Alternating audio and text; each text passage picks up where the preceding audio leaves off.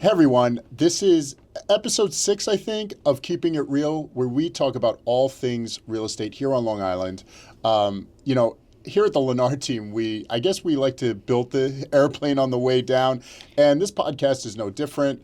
We were on the radio, and we Yes. decided to take it off the radio, bring it to podcast format so that you and we can relax. Yes. We're not in any rush. We can talk about what we want to talk about, and really provide our audience with our intention of keeping it real. Yeah. And that's what we're here to do today. So Danielle, why don't you reintroduce yourself? Tell the audience, tell anybody who's listening, who are you, what are you about? So I'm Danielle Lennard with the Lennard team, and I've been selling real estate for 29 years. My brother and I actually grew up in this business. We're second generation. Our dad started selling real estate in 1985, and right out of the gate, he was really good at it.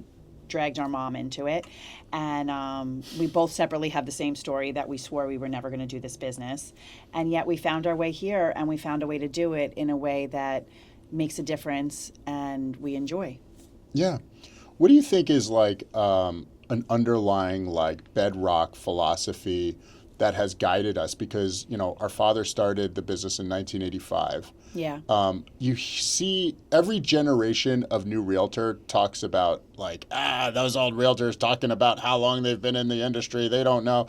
And it's kind of funny because we've been in the industry that long. And I was probably that agent too. I don't care how long you've been in the industry. And now I see it on social media.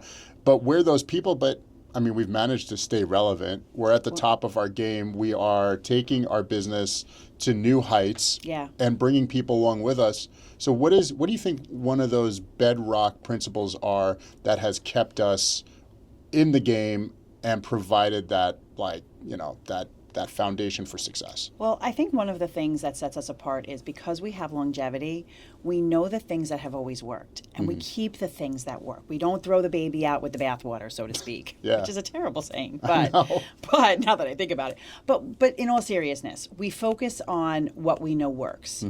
And at the same time, we're always open, and especially with your leadership and how much you like tech and all of that, you're always looking for, and as a team, we're always looking for, what can we do better?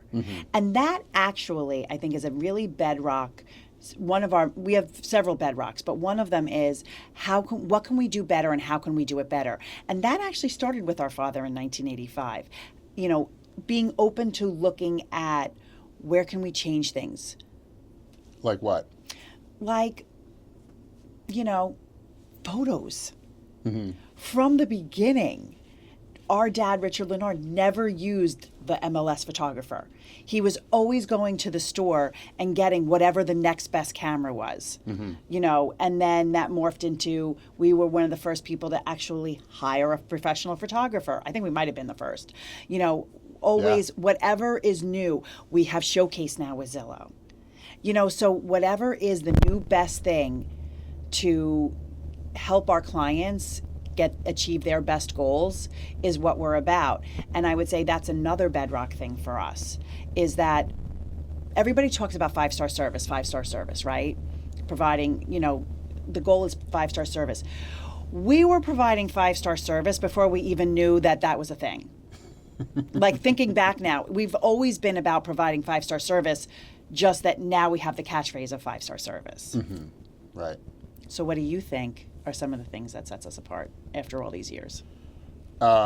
After all these things, our commitment to five-star service is important, but also lifelong learning. Yes. That's something that we talk about all the time to our agents on the team. When we're talking to people that are possibly interested in joining our team, we want to know how coachable they are, how open they are to change, because change, we know fundamentally as human beings, is a very uncomfortable idea for most people. And we understand that. And we had to learn ourselves to embrace change. Like you said, we were fortunate to have a father and mother also who came into the business, who embraced change, who embraced business coaching, who started to change from, we're just simply real estate agents to entrepreneurs. Like we're business people and we're treating our business like a business. That requires change in and of itself. And that also makes you realize that at some point, as much as you believe in your prior success and your ideas of what success should look like, Yeah. there's this notion that I could be wrong. There could be this other thing out there that's a better way of doing something, Yeah. or a better way to achieve better results. And that is, I mean, you keep using the word foundational, or we keep using the word foundational. I'd say that's bedrock right there. Yeah. Lifelong learning. I also think that, I think that for me as a leader, one of the principles, or one of the realizations that I've come to, is that most people, I think a lot of people think of real estate and business as being a battle of some kind. Right. Right? Like Yes. you're in some kind of battle. You're battling. You may be battling other agents in competition.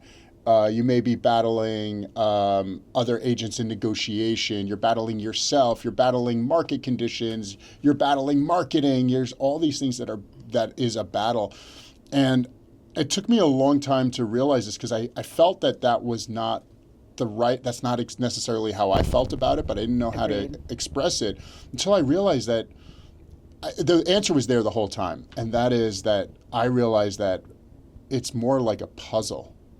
Oh, Business absolutely. is a puzzle. We don't know what the answer is all the time, but we know it's a puzzle, and we always have faith and confidence that we're going to solve that puzzle. So when people used to ask me, like, what makes you guys successful? Like, why is the Lennar team so successful?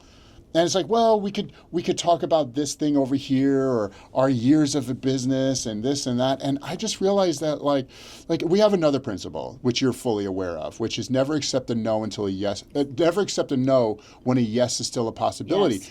And that sounds great, but what does that really mean, right, Danielle? Well, you know what, Jon-David, as you're saying this, you're just making me think of a story, if I can share with you, from the past, where one of the things that we've always, when you're saying puzzle, also problem solving. Yeah. That, like, when you hire us as your agent, we're not just here to get you the most money, which we will. We're not just here to do all the things that we do. We're here to solve problems. Because one thing we know is that inevitably, somewhere in a transaction, there will be a problem. You don't know where it's coming from, Right. But it's going to come. It could be a title problem. It could be a fence issue. Right. You don't know. So years ago, I had a transaction where all of a sudden, at the final walkthrough, there was water in the basement. And in this instance, I was working with the buyer. So we're at the final walkthrough, and the buyer's like, I'm not closing. And the seller's like, all right. Now, what I knew was the seller was sitting on a house that was vacant, and they were in California. Mm-hmm. This was not a good market. So they were. What do you mean it wasn't a good market? It was more of a buyer's market. Okay. So the house was. So it's a good market for buyers, not for this particular seller. Correct. So it wasn't a strong market for the seller. They're already sitting on a vacant house. Mm-hmm. One of the things that I think that has helped me a lot in real estate, that I also try to help with our agents, is opportunity cost. Right. So every month that homeowner was going to, if it took them 3 more months to sell that house, that was the monthly carrying cost for 3 months. Mm-hmm. So we end up with the water in the basement, and the other agent happened to also be second generation, the listing agent. Oh, wow. And he said, my father taught me that you let the attorneys handle it. And I said, my father taught me to be the solution. Now, if we'd have let the attorneys handle it, that would have been stuck in litigation. My buyer's money would have been held up. The seller wouldn't have been able to sell the house. And literally, the funny thing about this is the house was a little bit on a hill, so I'm like running up to say, hey, oops, sorry. I'm running up to say, hey, what if they give this credit? And then they said, the buyer's like, well, if they just give me X, I'll take it. And I run up the hill, and he's on the phone with the attorney. And I said, are you on the phone with the attorney? He said, yes. And I said, can I have the phone? and I took the phone from him, and I basically put the deal back together. Now, luckily, it was back in the day when the banks started to be open Thursday nights, and it happened to be a Thursday, and this deal closed at 6 o'clock on a Thursday night. I think you're dating yourself. Banks open on a Thursday. Whoa! I know. I think it was like 10 years ago, though. No kidding. But but how much things have changed. But yeah, so we were able to close that house. They're still in that house. Yeah. They're happy in that house, you know, and that seller got to move on with their lives because it was just going to be a mess all the way around. Right. So let's dig a little bit deeper because I think that's a great story, and I think that obviously, you know, illustrates to, you know, a bit about what we're about.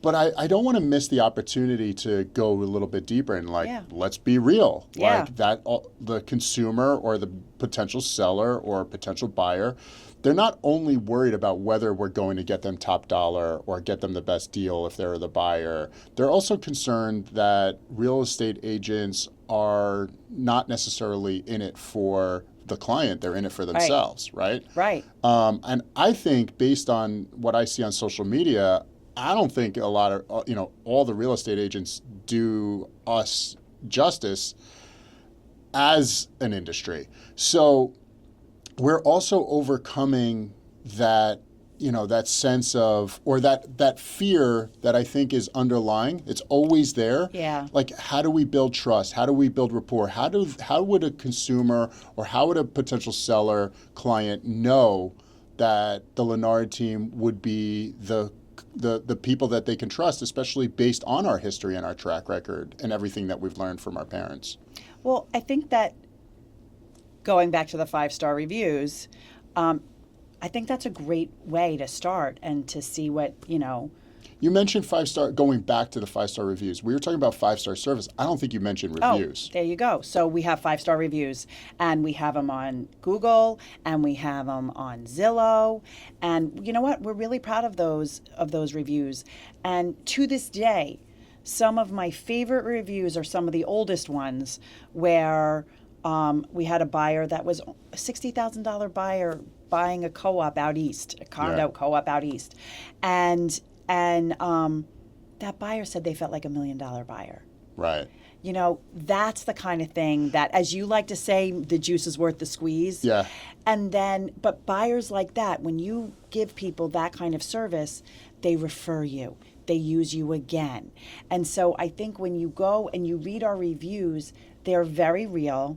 And you can tell that they're very real. I think your name's been spelled wrong. We've had like misspellings on words. Like it's something that I can say that I'm very proud that we have those kind of reviews. So you can get a sense up front about what we're about. Then you can follow us on social media and see what we're about. And you know, to your point where, listen, there are agents out there that they want to be the HGTV star. They want to be the reality TV star. We just want to do a really great job for our clients. Yeah. We believe that our name, like our name and our reputation has only grown in the industry. I mean, just ask any real estate agent on Long Island. More and more, like you're gonna, not only are they gonna know who we are, you're gonna get great feedback because they know that we're good to work with because we're professional. We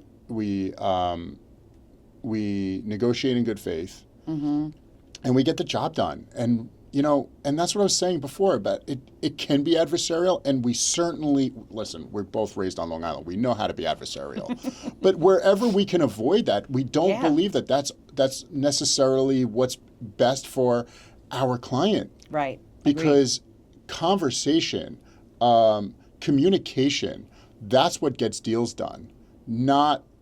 I mean, listen. Again, if it has to be adversarial, we have the chops. We know how to. Yeah, be but that way. obviously, preferably not, because when it's not adversarial and everybody's working together towards an end result, and it just makes life easier if you don't have to be. If we have to be, we can be. Yeah. But I think that makes it certainly helps our buyer clients get chosen if you're sitting in a multiple offer situation. Yeah. A lot of our buyers get deals over other people that may even come in with more money because they know that when you're working with the Lennard team, you're getting a professional. You're getting someone who's a problem solver. You're getting someone who's going to be pleasant to work with. And that's the thing. And that leads to, like, don't take our word for it. Read our reviews, Yes. right? Like we love to say. Yeah.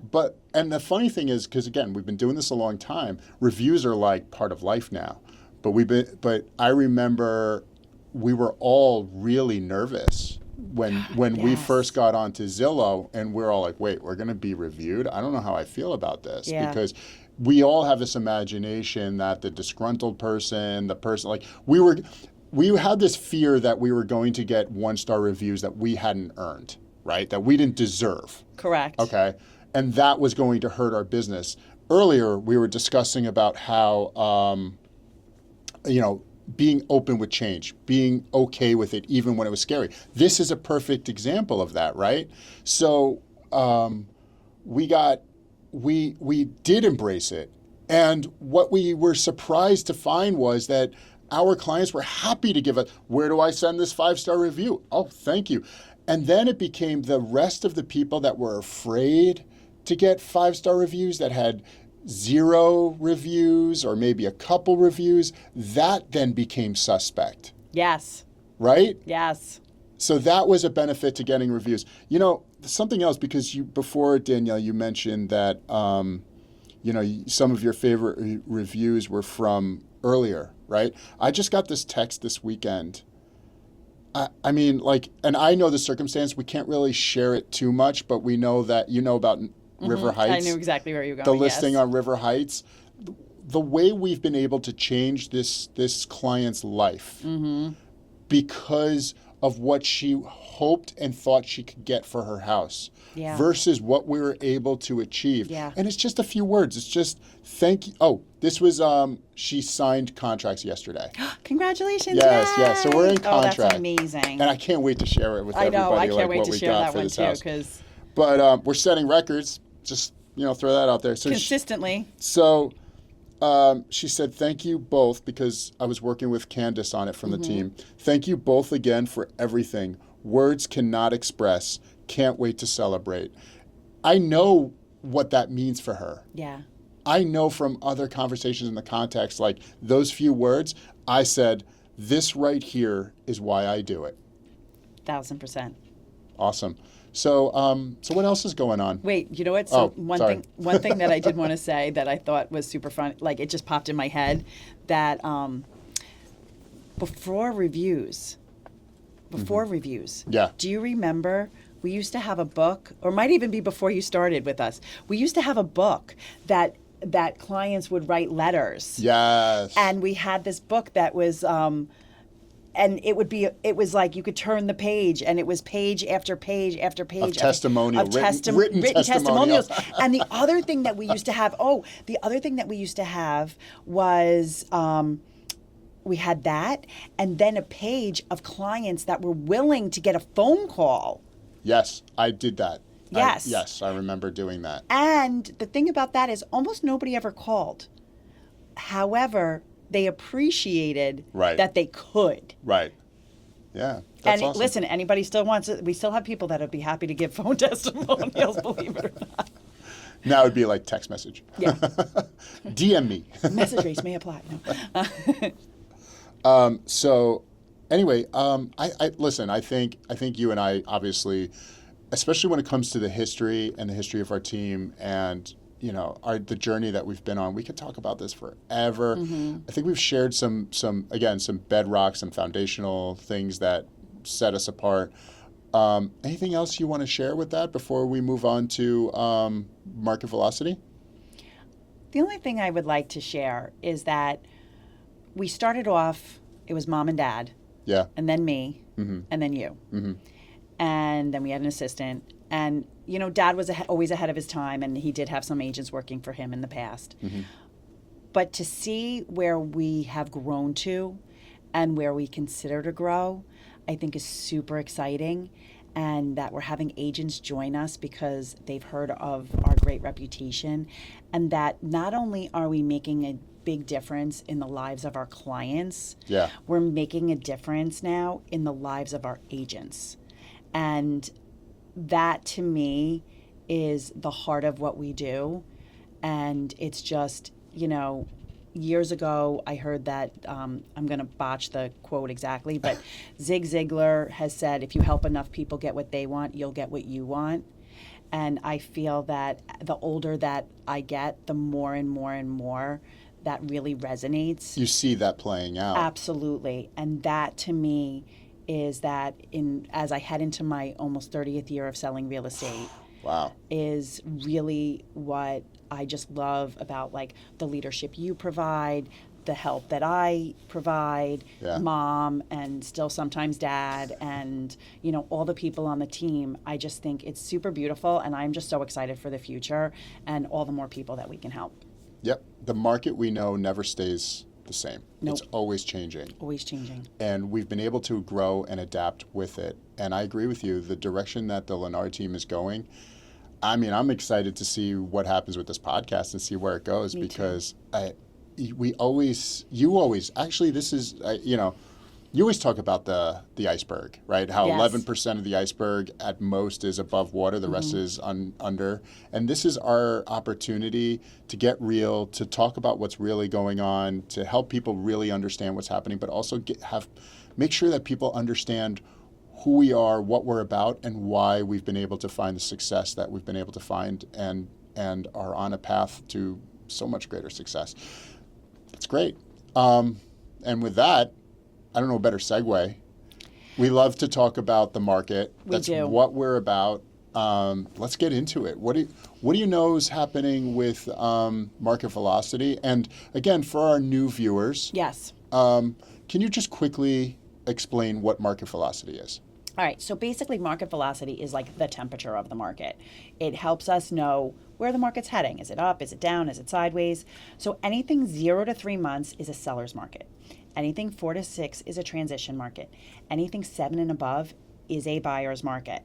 So what that means theoretically is if it's a 3-month supply of homes, it means for every one buyer, they have 3 homes to choose from. It also means that if no new homes come on the market, it'll take 3 months to clear the entire inventory. Now, we watch this every single week. Nassau and Suffolk counties are our main focus. So right now in Nassau County, it's actually gone down a little. Last week was 2.72 and this week is 2.68. So Nassau County's coming down a little. Now Suffolk County went up just a little tick, but it's actually down from the week before. So the week before was like 3.01, then it went to 2.89, and now it's 2.92. So we are really paying very close attention. Now, in your area, it can be different. We like to say that it's like a temperature, and even on Long Island, you could have different degrees. So even in a community, you can have different degrees. If you want to know the market velocity for your neck of the woods, just reach out to us. We are always happy to provide information.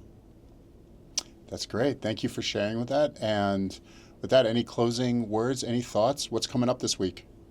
Okay, well, personally, Yeah. my daughter's coming home from college today. Today? Today. Oh, that's awesome. Yeah, so she's going to be home for the week. Hop Hog is having its Kicks for Cancer. Yes. Its annual Kicks for Cancer. This is the 17th year to celebrate the life of Courtney, who unfortunately lost her life to cancer, brain cancer, and Tompkins. And but the community they rallied around her while she was alive, and they've rallied around her cause, and we earned tens of thousands of dollars. Yeah. And it's around soccer, which she was a Hop Hog varsity soccer player. And it's a beautiful event. You could bring small kids, like they have bouncies, and both the boys and the girls play, and it's a lot of fun, and it's a great cause. That's awesome. Hope to see you there. Yes. But in the meantime, have a great week, and we look forward to catching up with you next week here on Keeping It Real, our podcast where we talk about all things real estate here on Long Island.